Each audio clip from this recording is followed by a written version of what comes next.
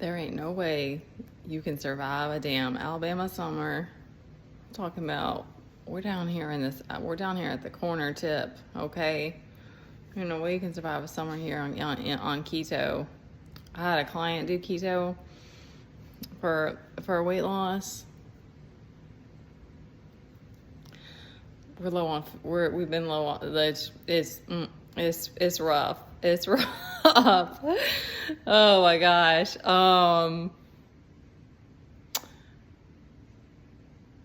Okay, this is what was being shown. That was just a prelude. Y'all, this kid, if you don't sit down, sit down while you're eating. I moved him to the small table so that he would keep his booty on. He gets up and stems while he's eating, but like he's eating popcorn right now. Like he'll do it when he's eating like grapes and stuff. I'm like, anyway, he has physical stems. Okay, this is what I was being shown is that, Lord, that's a wet paper towel.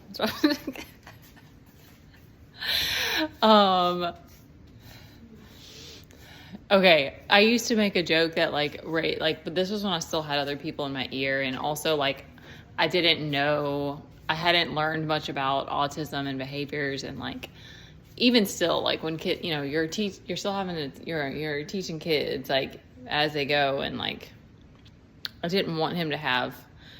He was just very ADHD, and I didn't want him to just have bad behaviors and stuff like that. So it was like I remember making a joke that it's like whack-a-mole, because it's like as soon as you like help, it's like as soon as it's one thing, it's another thing kind of, and that's kind of just how it goes. But that's what God was showing me. That's what Spirit or whoever was showing me, that it's like sit down.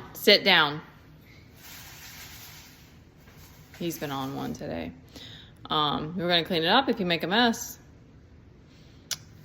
That's what it's like. Because like this is the other part to it, is that it's like there's something where it happens where it's outside of our, it's outside of our understanding, when you like attract like a soul. And I think of soulmates as like lots of people, like your family could even be like past life related stuff, and like could be a friend or a special teacher or something like that. It's not even necessarily romantic, but like we don't know why we attract people that we do, but like there's something about that where it's like when people get like attached to your energy, is probably most likely because there's some sort of mirroring effect, that it's like they see themselves in you type of thing. But when it comes to this, it's like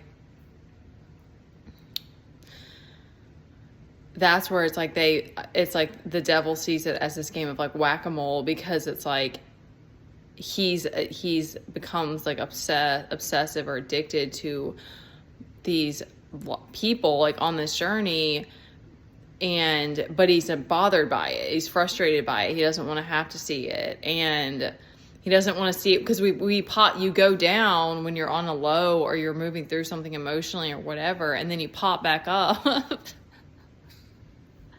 I'm sorry, it's funny to me, and I'm hoping that it brings humor to somebody, because I mean we have to like make the best of everything. Teddy, okay, get over the attitude.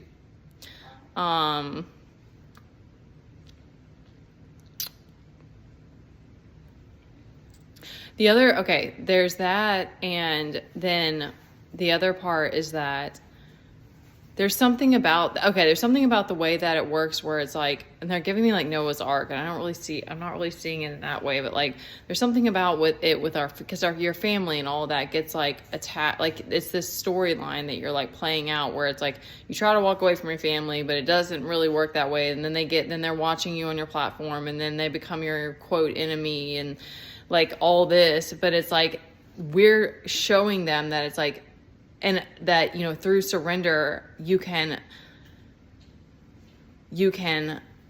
become lighter again. You can become authentic again. You can release these burdens. You can continue to release these mental shackles. And it's not easy either, because it's like it's emotional, and like like I'm moving through like all of that we're moving through right now, and like there's something to that too, where it's like somehow I don't know for sure, because I don't have confirmation on this part, where it's like the people around you are dealing with towers, and they're also like losing stuff. Because they're getting karma or whatever. But where we can be this sort of model in that, like, it's okay, God will still carry you. And now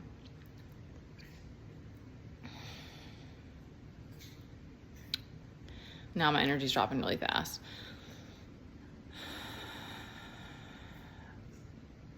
Better, like, they're giving me like better days are coming. Like, it's like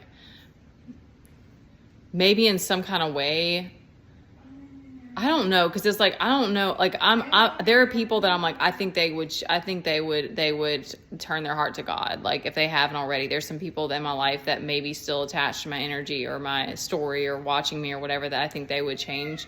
But there are other people that I'm like, I don't know that they would in this lifetime. So, but regardless, I guess it's like, we can be this sort of light through the darkness of, like, even though it sucks right now, you can still make play. You can still like I know for me, that's part of my energy, is like being played. Like, it just comes out. It just comes natural. Like, when my energy is high, I just want to play and create, and it's not even, it just comes to me. So it might piss people off because they're like, if they want to like be with you, or they don't want to have to see you happy or something like that. But at the same time, you're still bringing that energy and bringing a sense of joy, a sense of like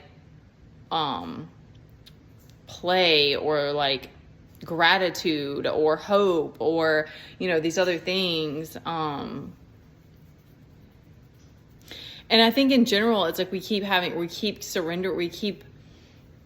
letting go of this material need of like, I have to have all the things to be happy. And it's like, that's something to me that we're bringing. And because I imagine that it's like, if you get to a place where you get your inheritance, it's just like the journey is different. Then you're having to lead more people. That's what I keep getting. That's the like, and so we're learning how to be able to do that, because it's like, that's a lot of pressure, and it's, you have to, your nervous system has to be able to handle that. And as of now, I can't see myself leading, like, you know, and there has to be a surrender and like a whatever, like a knowing how to like take self-care with my body, of like, and being able to hold that much space or whatever. So that's kind of what's coming to me. Because like all these tests, like these people that throw stones at you or whatever, those become more and more, the more we detach from it, the more it doesn't have an effect on us. And I can still show up in like a high vibration, a space of gratitude, and, you know, accept this sort of whack-a-mole game. Because the shift for me with my kid is that, because even with behavioral therapy, it's like there's a control element of them trying to like be like, this is okay and this is not okay and stuff. And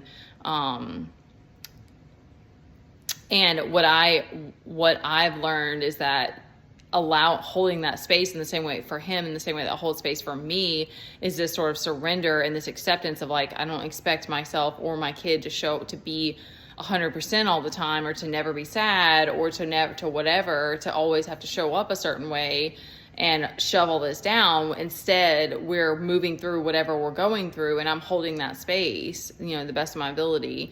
And that does slow everything down. It continues to be this like needing to have humility, because I'm not accomplishing more in a day's time, and that's not the journey that I'm on anymore.